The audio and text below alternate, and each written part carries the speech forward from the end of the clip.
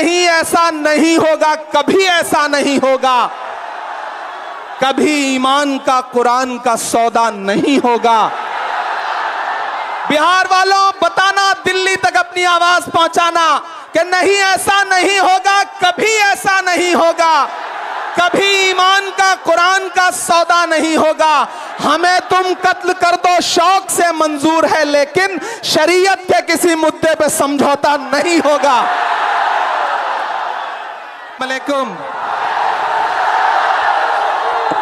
मेरी आंखों के सामने हजारों की तादाद में, लाखों की तादाद में,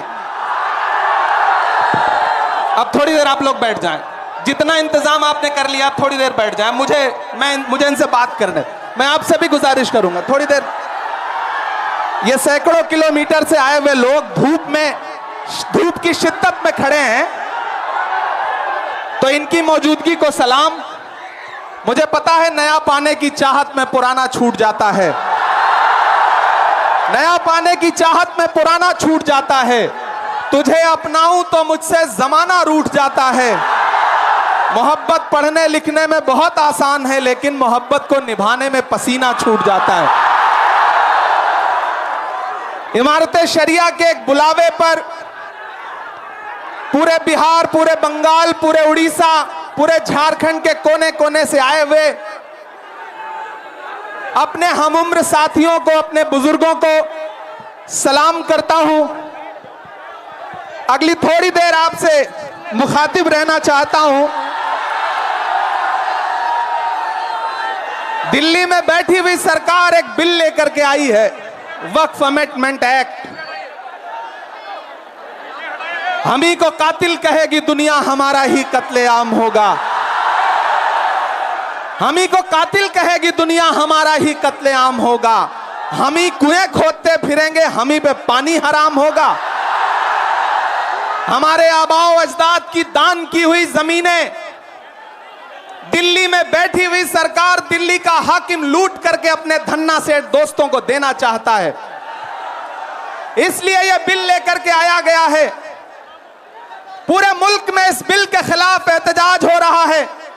देश की पार्लियामेंट में आपने देखा, हम सारे लोगों ने इस बिल के खिलाफ लगातार लड़ाई लड़ी, लेकिन नंबर उनके पास है, इसलिए यह बिल पास हो गया।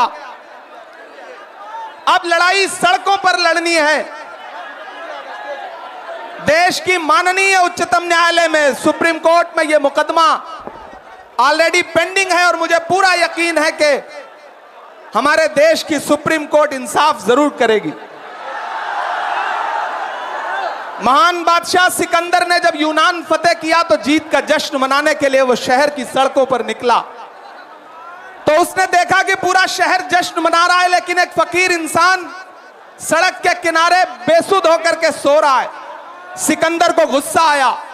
सिकंदर अपने घोड़े से उतरा और उस सोते हुए फकीर के पास पहुंच करके गुस्से में उसे जोर की एक लात मारी, और लात मार के कहा कि क्यों रे फकीर, मैंने शहर जीत लिया, शहर जश्न मना रहा है और तू सो रहा है। तो उस फकीर ने उन्नीदी आंखों से सिकंदर की तरफ देखा और देख करके कहा कि शहर फतेह करना बादशाहों का काम है, लेकिन लात मारना गधे का काम है।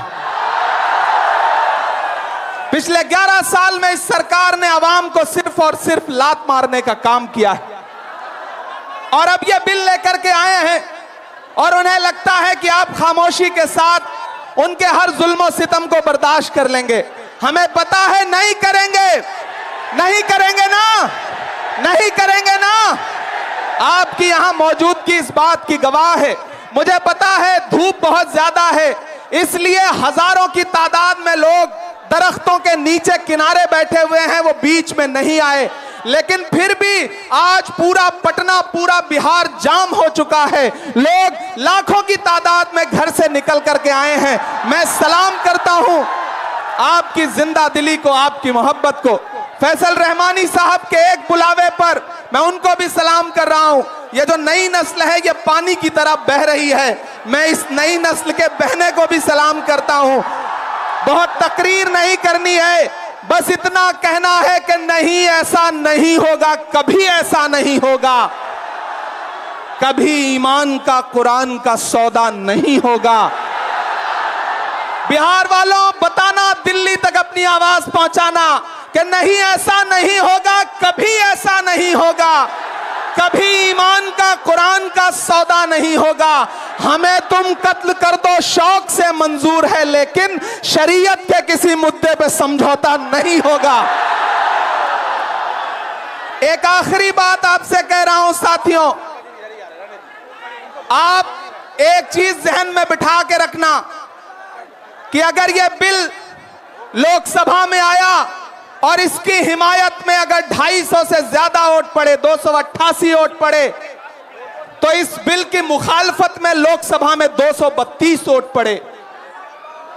लोकसभा में मुसलमान सांसद सिर्फ 24 हैं, तो 200 से ज्यादा इस देश के हिंदू भाई, दलित भाई, सिख भाई, ईसाई भाई जो मेंबर ऑफ पार्लियामेंट हैं, वो लोकसभा में रात के 3:30 बजे तक इस बिल के खिलाफ वोट कर रहे थे और आपसे कह रहे थे कि हम आपके साथ खड़े हैं। यह है इस मुल्क की गंगा जमुनी तहजीब। यह जो लहराता हुआ तिरंगा है, इस तिरंगे में जो आपका रंग है और जो उसके ऊपर अमन का रंग है, भाईचारे का रंग है, उसके ऊपर भी जो रंग है, ये तीनों रंग मिलके कह रहे हैं कि ये मुल्क नरेंद्र मोदी जी की जागीर नहीं है, ये मुल्क हिंदुस्तान के हर इंसान का है, हर इंसान का है। और हम अपने आबाओ अजदाद की जमीनों को बचाने के लिए, खानकाहों को बचाने के लिए, इबादत गाहों को बचाने के लिए, कब्रिस्तानों को बचाने के लिए जो कुर्बानी जरूरी होगी वो कुर्बानी देंगे। हम सड़कों पर बैठेंगे। मैं सरकार से कहना चाहता हूं कि जमहूरियत अकड़ से नहीं चलती है जिल्ले इलाही, जमहूरियत इस किताब से चलती है। यह जो संविधान है जिसे डॉक्टर बाबा साहब अंबेडकर ने अपने खून पसीने से लिखा था, इस किताब से मुल्क चलेगा, किसी की अकड़ और जिद से नहीं चलेगा। नरेंद्र मोदी जी, आपको यह समझना पड़ेगा कि आप हमारी हिमायत में जो बिल लेके आए हैं, हमें पता है वो हमारी हिमायत नहीं बल्कि हमें बर्बादी का सामान लेकर के आए हैं। आपकी साजिश हम समझते हैं, आपकी मंशा हम समझते हैं और हम इस बिल के खिलाफ खड़े हैं। आज यहाँ पटना के ऐतिहासिक गांधी मैदान में बस इतना कह के जा रहा हूं, वक्त बहुत कम है, बोलने वाले बहुत ज्यादा हैं। बस इतना कह के जा रहा हूं कि हम आतिशे सोजा में भी हक बात कहेंगे, कुंदन की तरह दहर में ताबिंदा रहेंगे।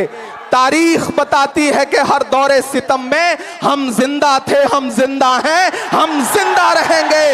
आवाज दो, आवाज दो, आवाज दो। इधर से सदाएं नहीं आई हैं अभी, आवाज